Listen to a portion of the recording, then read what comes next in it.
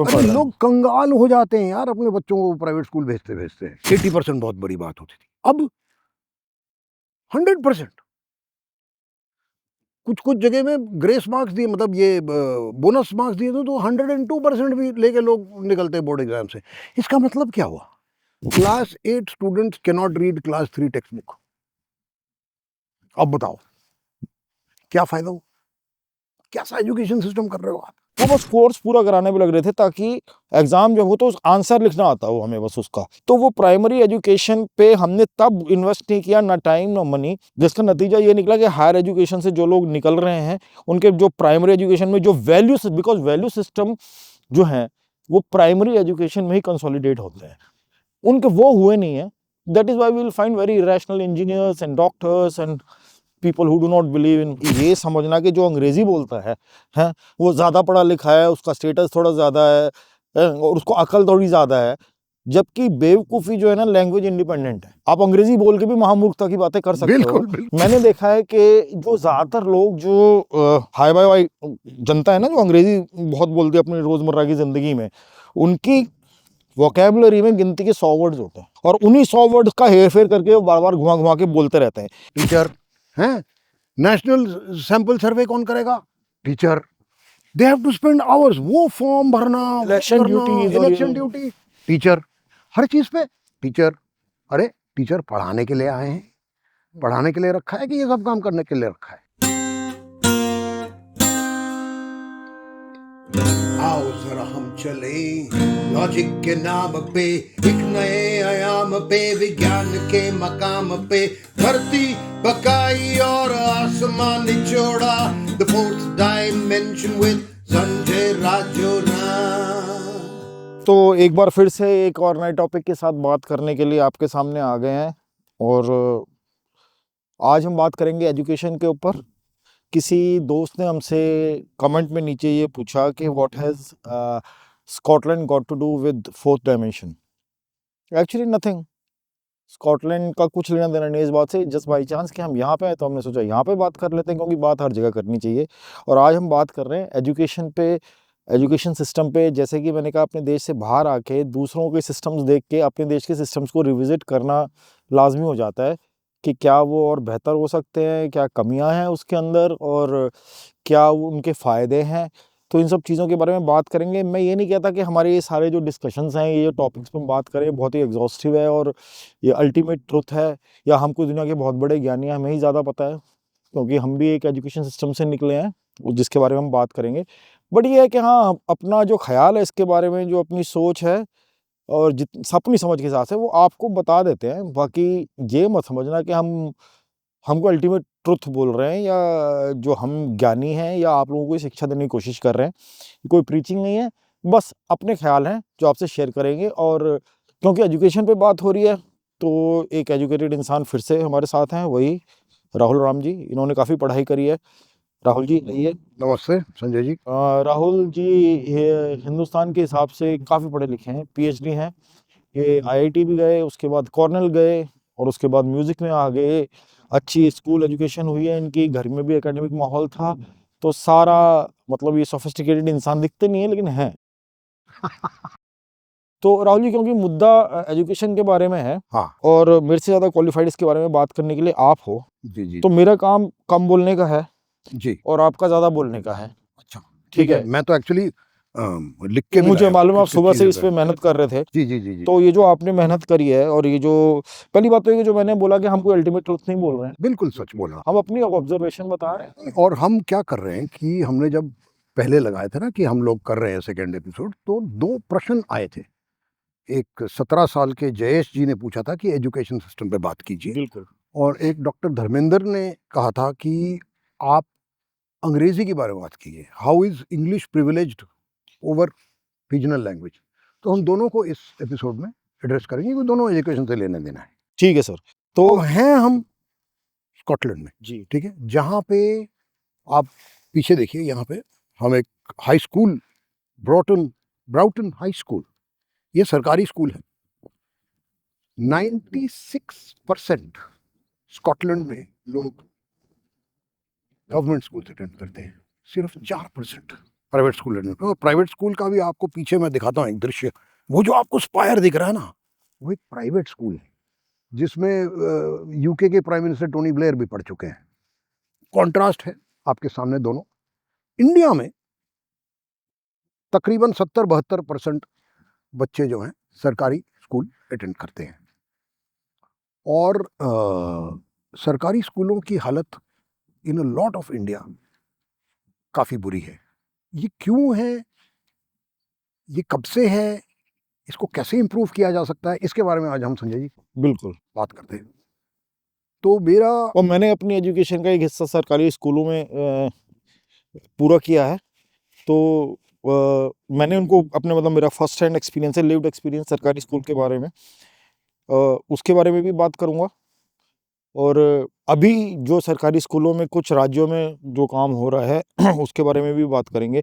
मगर इंटरेस्टिंग बात ये है कि इतनी बड़ी पॉपुलेशन जो हमारे देश की है, उसमें 70-72% आपने बताया वो सरकारी स्कूलों में पढ़ते हैं। तो कितनी बड़ी जिम्मेदारी गवर्नमेंट स्कूल्स के ऊपर है कि एक पॉपुलेशन के इतने बड़े चंक को आपने मॉडर्न वर्ल्ड के लिए, मॉडर्न टाइम्स के लिए प्रिपेयर करना है, एजुकेट करना है।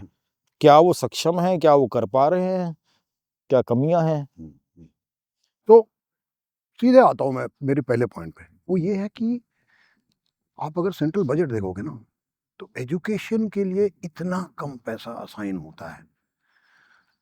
कॉन्सिक्वेंटली हमको शुरू से ही करना चाहिए था कि जब तक प्राइमरी एजुकेशन इम्प्रूव नहीं होता है इंडिया में, वो बच्चे जो 70% जो प्राइमरी एजुकेशन सरकारी स्कूल में कर रहे हैं, वो उनको आगे बढ़ने का, प्रॉपरली एजुकेट होने का, जो प्रॉपर एजुकेशन उसको हम डिस्कस करेंगे, के चांसेस बहुत कम होते हैं। ठीक। आप बाय एंड लार्ज देख लीजिए, इंडिया में लोग सरकारी स्कूल कहते हैं, यार ऐसा क्यों है? और सरकारी स्कूल में क्या होता है कि अगर आप गांव में चले जाओ ना, आधे टाइम टीचर नहीं आता। टीचर नहीं आता क्योंकि टीचर को कोई इंसेंटिव नहीं है स्कूल आने के लिए, और कोई डिसइंसेंटिव भी नहीं है कि स्कूल ना आए तो कोई सजा नहीं मिल रही, कुछ नहीं होता उनको, परमानेंट नौकरी, ठीक है। तो लॉट ऑफ विलेज किड्स, क्योंकि मैं गांव में काफ़ी टाइम बिताया हूँ, कि वो कहते जी हम जाते हैं स्कूल, टीचर आता नहीं है आधी टाइम वो बोर्ड पे लिख देता है, आधी टाइम हम किताब खोल के पढ़ लेता है। तो एजुकेशन बाय रोट होता है, रटना पड़ता है बच्चों को।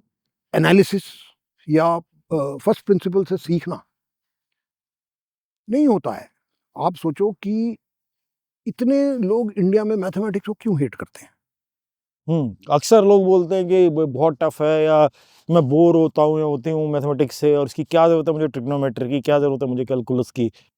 अरे मैं तो ट्रिग्नोमेट्री कैलकुलस ही छोड़ दो, अरिथमेटिक भी नहीं होता लोगों से यार, क्योंकि वो नंबर से डरने लगते हैं। और इसका अगला ये है कि एज ए कॉन्सिक्वेंस लोग अपने बच्चों को, गरीब लोग अपने बच्चों को प्राइवेट स्कूल में डालना चाहते हैं कि ये सरकारी स्कूल में तो कुछ भी नहीं है, एटलीस्ट प्राइवेट स्कूल में टीचर तो आएगा। और ये है कि नाम प्राइवेट स्कूल के अंग्रेजी नाम होते हैं, स्टेटस की बात हो जाती है कि हमारे बच्चे जो है पब्लिक स्कूल में पढ़ रहे हैं। लोग कंगाल हो जाते हैं यार अपने बच्चों को प्राइवेट स्कूल भेजते इंडिया में। और प्राइवेट स्कूल तो मतलब रोने की ये बात है कि प्राइवेट स्कूल्स के टीचर्स को एक्चुअली सरकारी टीचर से कम पैसा मिलता है। बिल्कुल बिल्कुल। इनफैक्ट प्राइवेट स्कूल में ज़्यादातर टीचर्स वो लोग होते हैं जो in the first place they don't want to be a teacher.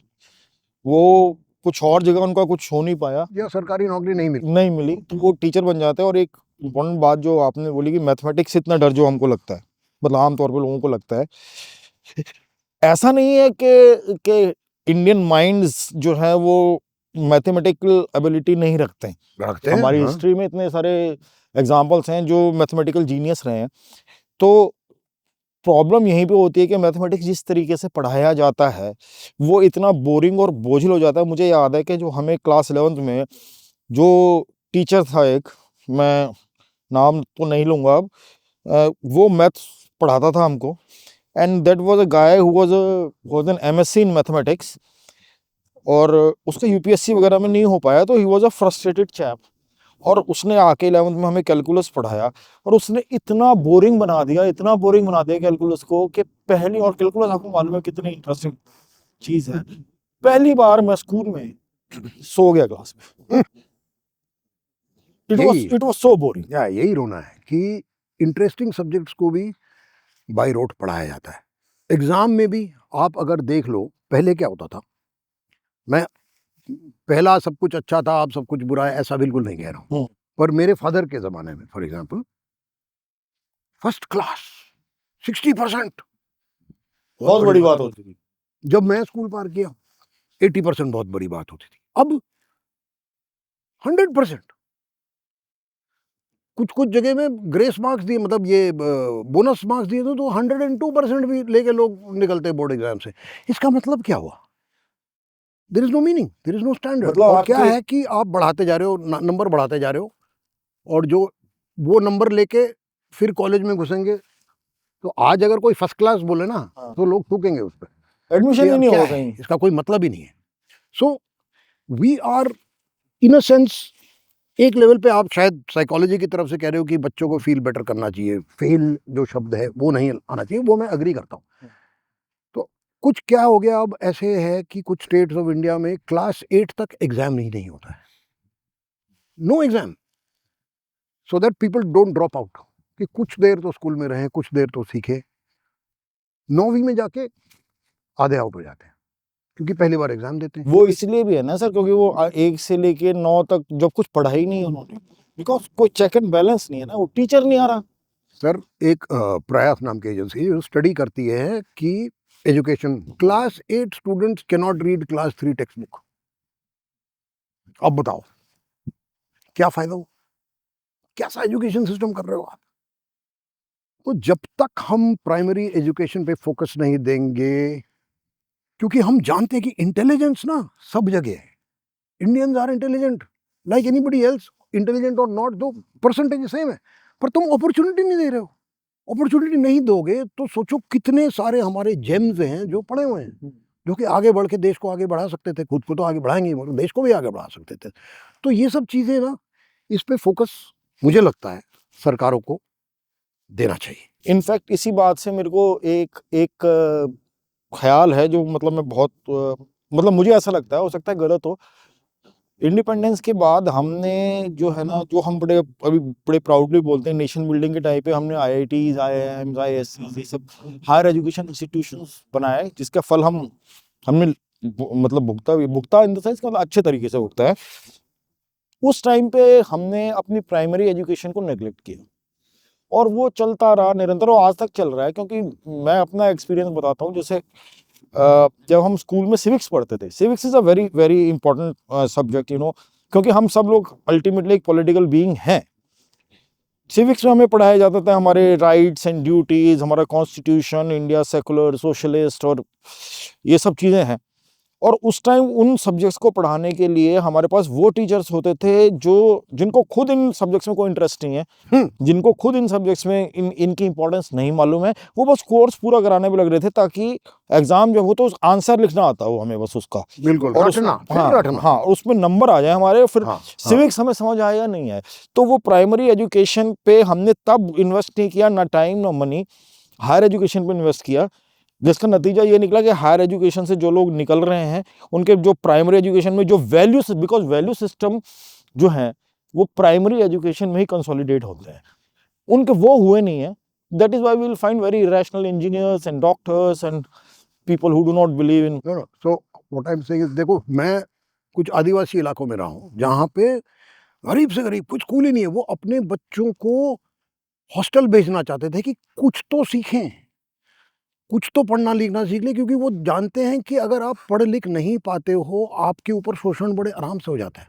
आपका अंगूठा किसी कागज पर लगवा देते हैं, उसके कॉन्सिक्वेंसेस आपको 10 साल बाद पता चलता है।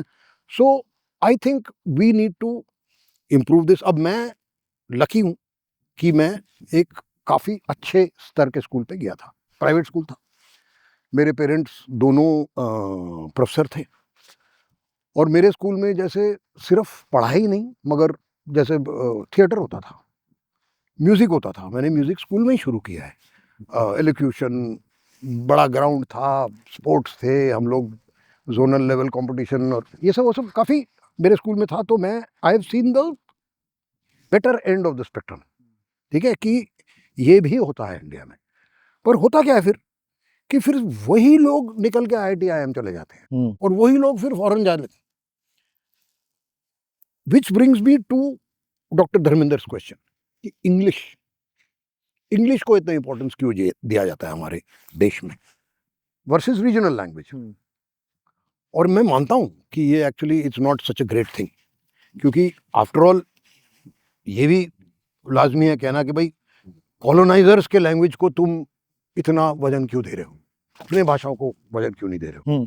मैं मानता हूं, मगर मेरा ये प्रश्न है कि हमारे पास क्या टेक्निकल लैंग्वेज है जो मतलब रीजनल लैंग्वेजेस में टेक्निकल चीज़ें, चाहे साइंस में हो, चाहे मेडिसिन में हो, चाहे इंजीनियरिंग में हो, चाहे हिस्ट्री में हो, सोशियोलॉजी में हो, किसी भी चीज़ में हो, हमारे पास वो लैंग्वेज नहीं है, क्योंकि ये एकेडमिक जो स्ट्रक्चर है ये बना बाहर से आया ना। हमारे पास जो था हजारों साल पहले जो गुरुकुल था वो तो नहीं है ना। ये कहने का फायदा नहीं है कि तब था, हाँ था यार, बहुत अच्छा था, मगर अभी तो नहीं है ना। और उस टाइम पे भी हमको मालूम है, जैसे हम बात कर चुके हैं, उस टाइम पे भी वो access to education was limited to upper caste. Yes, ठीक है, अब सबको एक्सेस है। अंग्रेजी इंपॉर्टेंट क्यों है? Half of India is proud कि जी इंडियन सीईओ सिलिकॉन वैली में रूल कर रहे हैं। इंडियन सीईओ, वो सारे इंडियन सीईओ ना अंग्रेजी में पढ़े हैं। अंग्रेजी अगर नहीं होता तो वो यहाँ नहीं पहुंचते। इसको कैसे इम्बैलेंस को एड्रेस किया जा सकता है? इसको सर मैं देखिए, आपकी बात बिल्कुल ठीक है कि जो जैसे मैं बात कर रहा था आपसे कि मोमेंट ऑफ इनर्शिया जैसे फिजिक्स में एक है, उसका क्या हिंदी में क्या सिखाएंगे, और आपने उसको सीख भी लिया तो आप बाहर जाके या कहीं पे भी किसी एकेडमिक वर्ल्ड में जाके वो यूज कर सकते हो क्या, और किसी और को समझ आएगा या नहीं आएगा? एलसीएम का होता है लघुत्तम समावर्तन। अब आप बताओ, कहीं यहाँ कोई नहीं समझेगा, बाहर तो बहुत दूर की बात है।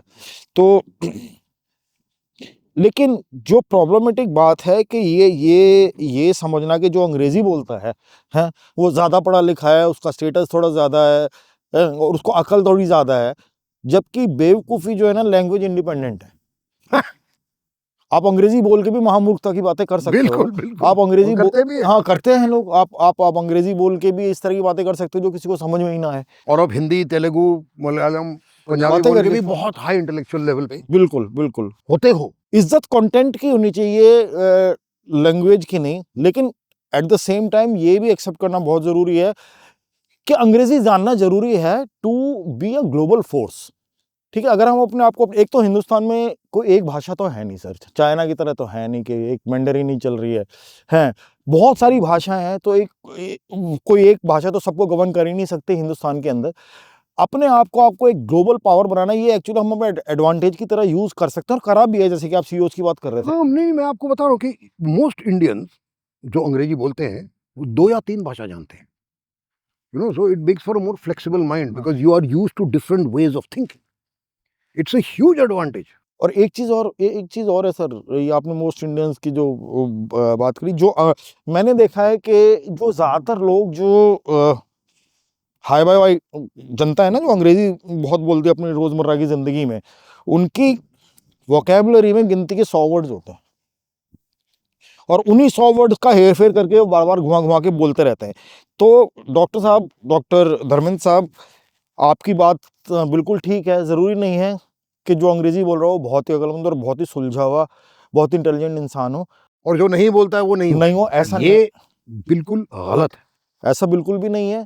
हाँ, अंग्रेजी का एडवांटेज उठाना चाहिए हमको, क्योंकि हमारे अंदर वो कैपेबिलिटी है, ये हमारी वर्सेटैलिटी है कि अब चाहे because we were under British empire तो अंग्रेजी तो हमें मिल ही गई ना। अब अंग्रेजी को फॉलो करना, अंग्रेजी में बात मतलब अपनी पढ़ाई करना या चीजें समझना, ये हमें एक एडवांटेज देता है। But you know, China has managed to do it.